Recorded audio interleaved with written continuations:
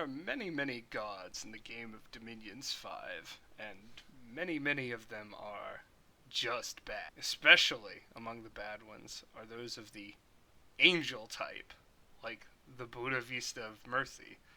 Costed like a monster, zero fucking prot, low HP, a bunch of special abilities that look interesting, but what's a peaceful god going to do you in a game of war? And so most people simply skip over most gods. Most of them are bad. What are you going to do with them? But let's say you're one of those crazy people who sees it and says, hey, why can't I use some of these special abilities? Just because this is bad base or inefficient, like, why can't we try to make use of this as a monster? Expecting a few little tricks, you can make almost any pretender god work. I don't think anyone's done anything with a solar disc, but almost any pretender god can be made serviceable, even if you will be inefficient points wise. And to prove I'm not simply bullshitting you about this, here she is with not SC'd up to the nines, minimal gear, simply expanding against this Barb province. You know, that is normally one of the quote-unquote hard indie types. And we haven't simply just created a Gono god that's kind of like a Gono god. We've also done things with our nationals that make them expand better with this build. Here's a bunch of red guards chopping into a bunch of indies in a heavy cav province and putting them to rout. We've used a few unique mechanics to make this happen. The first of which is we've taken advantage of fear on our pretender god. Now it's not on the chassis and we haven't taken on the bless. What we've done is we've taken death 5. Each point of death gives a point of fear, which sounds weird because you don't see it on death 1 pretenders, but that's because fear needs at least 5 points to become active. So when our pretender is death 5, we take the blessed Stygian skin, but the pretender also gets a native fear effect, combining with her awe effect to make her very, very hard for indies to go after, especially these low morale barbarians, which, you know, are not so tough now. And as well as giving her a mechanic to rout the enemy, which she doesn't have strong attacks normally. And the Stygian skin is doing double duty, so the death path is doing really triple duty because it goes on our red guard cavalry. In addition to the Buddha Vista of Mercy, who lacks any prot, so any that she gets is good, while Stygian isn't normally a strong bless in the everyone takes magic weapons meta, won't help you against enemy sacreds. Against these indies, we have 21 prot versus mundane. So that makes them from a medium armored cavalry to something that is very, very, very hard for indies to kill. So you can use that trick on any nation with any sort of decent armor prot sacred to make them a lot stronger against indies and as raiders, really, while giving a terrible pretender god or one that lacks clear mechanism fear. Another thing that you have almost certainly noticed is there's about 1 billion images of her floating around this square, and you might wonder why that is. Of course, it's because of her natural glamour. But glamour is a funny one. You see, it's a little bit deceptive. Glamour works the same as the spell Mirror Image does, which is reliant on your air paths. Glamour just gives it automatically. So if you pump up your pretender god's air paths, which is one of the only things that can pump up air paths, no one's making a booster to get an extra 2 mirror images, then you get a shitload of mirror images, and you get a 1 out of 7 or so, or more,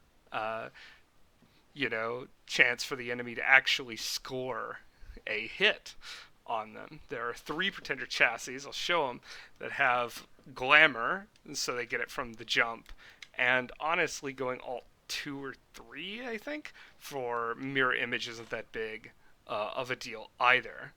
Certainly as a strategy. I like it if you get it straight off the jump and can immediately begin expanding with it. But researching a couple turns when you have a pile of research, because you have an awake god, you can get to early researches with any of these things. Oh, there it goes. Another early game advantage that you want to look at while making your pretender is your cap income, which is basically almost entirely neglected in strategy, but shouldn't be, because it's the gems you're going to have the most of early, and therefore what you can actually fit into a build order. And what's operative here is that anyone with 2 or more earth gems, 2 or, well, really 1 or more astral gems, or, an earth and some astral, can, and the mages to use them, can forge one of these 2 billies in the early game. Oh, if you're a Gartha, you even get this one. Whoa! And what that means is that a bunch of the pretender chassis that are essentially titans, that are naked, they have no pants on, that are just bad for that reason, all of a sudden become viable because you can just forge them pants, and then they have prot or armor prot. They have armor prot, so you can add invulnerability or natural prot to it, and then all of a sudden, bam! Now your pretender has the equivalent of them taking a bunch of earth paths, and they don't fucking die to clowns. Last thing I want to go on with this particular pretender, though it has less to do with pretenders and more to do with other things, is the actual order of the combat damage resolution function bullshit. It's a big, complicated thing. Maybe I'll pull it up. It was investigated by Locky and I think by Arco. But the upshot of that is there are some abilities like Twist Fate and Glamour that, or Air Shield, I should say. Air Shield? Fuck. Mirror Image and Twist Fate that don't work as advertised. They say they cancel hits, but that's not true to where they fall into the turn order. They actually cancel hits that have caused damage. So if your opponent isn't hitting you, or if those hits aren't going through your prot, you will not pop Twist Fate or Mirror Image. This is one of the reasons why quote-unquote elf thugs are so tough or nasty, or at least had that reputation at the beginning of Dominions 5. Oh, you have to hit one of 3 images? No, you have to damage them, and then you make a bunch of rolls to see whether or not it gets canceled. She finally gets her gets her images and Twist Fate canceled off of that lance hit there, but the enemy is already losing morale and scrubbing out, and I believe we win this fight handily. So you put it all together and you end up with something like this, and it looks ugly as hell. It's clearly not efficient points-wise, and it sacrificed a lot for the nation to make the build work, but it does essentially gives you this yoked up chassis that will expand for you, gives you sacreds that will also expand. You will be very big and powerful in the early game, and then later on you simply have this god active with 40 map moves that can, like, Wailing Winds or whatever, do things that your nation normally wouldn't have access to. None of the builds I've shown may be even the optimal build for her specifically, but that's it just shows you how you can actually take the dross that the game gives you and spin it into, if not gold, then at least silver or bronze. And if I was going to play this in a real game, I would, of course, be very, aggressive in the expansion phase, build forts early, get my researches up, and then raid a lot. This thing will have insane map move, and then eventually simply use it like you would a dormant titan, a problem-solving role until I get to late game, and then